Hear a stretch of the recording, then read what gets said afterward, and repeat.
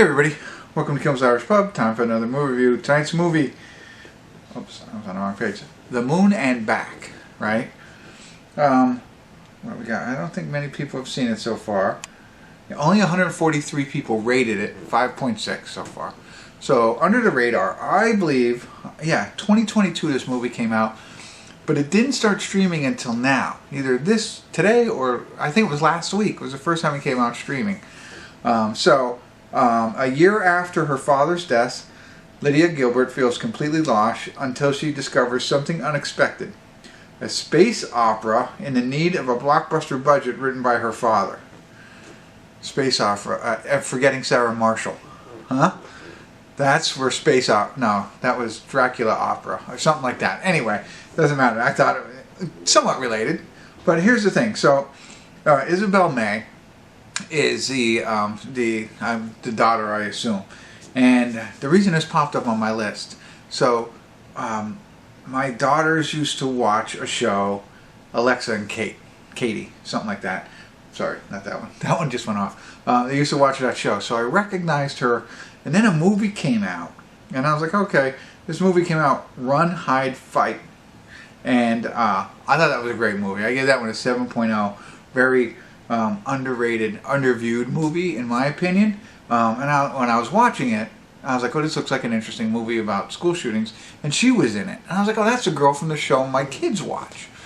And I thought she did a great job in it. And that's why I was like, oh, wow, she was a pretty good actress. And then she was in 1883, and the TV show with Tim McGraw. Well, I like Tim McGraw, too. I mean, talk about world of talent and good looks right there. Tim McGraw is another one. She was in that, and I haven't finished all of it, but she was pretty good in that. She's like the narrator, so she's kind of the lead in that. And she was in something else, but I forget what else she was in. But Run, Hide, Fight is where I recognize her. So when her name pops up, I'm interested to see other things. So that's what drew me to this film. There you go. I'm sure you really cared. But what's more interesting is I'm going to watch it and tell you what I think. In addition to her, I believe her father is played by Nat Faxon. I wouldn't know the name, but I know the picture. Missi Pyle's in it, and that's about all I really recognize. So I don't know.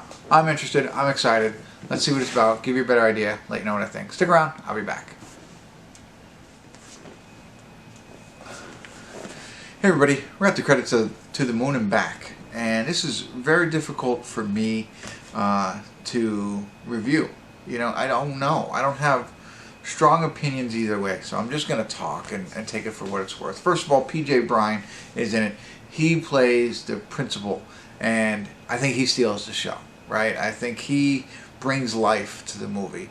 And I think Isabel May was good in what she did, but I think her character, didn't have a lot of flair like he did. So he brought a lot of life to the movie. So great. Runtime, hour and 14 minutes. I thought that was cool. However, all of that, I think it lacked some depth for some reason or another. I wanted to. So the movie's about Isabel May is the daughter, and the father, Nat Faxon or whatever, dies. And so she struggles with it, right? And they're moving out of the home, and they're getting rid of his stuff. And so she finds this movie, and she wants to make it. And evidently it's a movie to make it to try and get into college. No depth there. And no, I don't know. I don't want to go down that path. But there's not a lot behind that. But, so she starts making this movie. And as you can imagine, she gets very motivated, determined, and focused. So things, come out of her purview. Relationships, friends, all that kind of stuff. And so I don't know if it was that piece of it that kind of maybe rubbed me the wrong way. But I never got emotionally tied in. Where they wanted me to go, I think, in the end of the movie, I didn't get there. And I think either it was because of the lack of depth behind everything in an hour and 14 minutes. Like she had a friend down the street, Simon. I didn't know too much like him. I kind of liked him, but didn't love him. Not that I didn't dislike him. It was a lot of bland kind of stuff, right? And now it is an indie You know, a low-budget film, which is great, and 100 times better than anything I can do. Even the movie that they made, too, the Space Odyssey or whatever it was.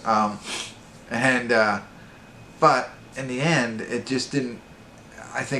I'm sure it tunes in with other people who have different emotional, and I think whether it was lack of depth, like I said, or the fact that the character Isabel May, who does a good job, but you know, her character kind of, you know, at those points kind of rubs me the wrong way, like in other movies, because she was pushing things to the side.